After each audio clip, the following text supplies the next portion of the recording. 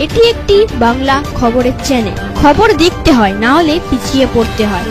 সঠিক খবর দেখার জন্য আপনারা এখন দেখছেন খবর 48 ঘন্টা।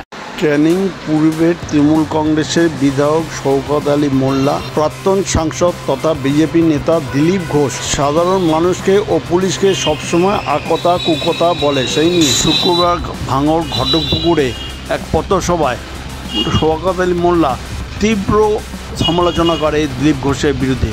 তিনি ঠিক কী বলেছেন তা শুনুন একমাত্র খবর 48 ঘন্টার পর্দায়। এই চ্যানেলটিকে এখনও যারা সাবস্ক্রাইব করেননি এখনই সাবস্ক্রাইব করুন, পাশে বেল আইকনটি আছে তা প্রেস করুন।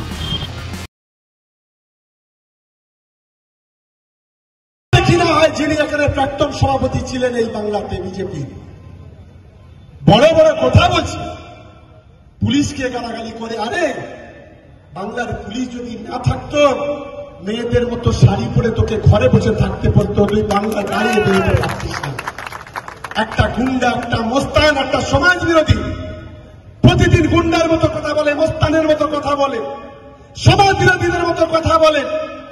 আরে বাংলার হিন্দু, মুসলমান, খ্রিস্টান, আদিবাসী একটা সংস্কৃতি আছে। এই বাংলা রামকৃষ্ণ পরমহংসদেবের বাংলা। এই বাংলা বিজেপির বাপের বাংলা নয়, এই বাংলা শুভেন্দুর বাপের বাংলা নয়। এটা ওকে প্রথম মানতে হবে, প্রথম ওকে জানতে হবে।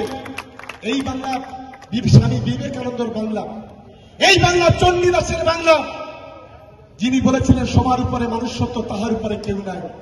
এই বাংলা কাজী নজরুল ইসলামের বাংলা, যিনি বলেছিলেন একই বিন্দু দুটো কুসুম, হিন্দু মুসলমান, মুসলিম তার নয়নমণি, হিন্দু তার প্রাণ।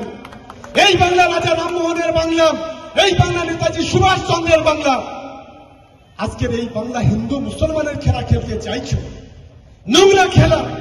আমরা ধিক্কার জানাই কাপুরুষের দলেরা। আজকের কোন এজেন্ডা নেই।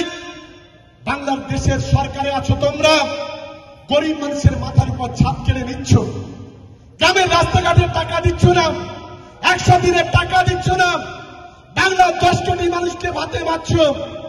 কোন এজেন্ডা নেই, মানুষের কাছে যাওয়ার কোন জায়গা নেই।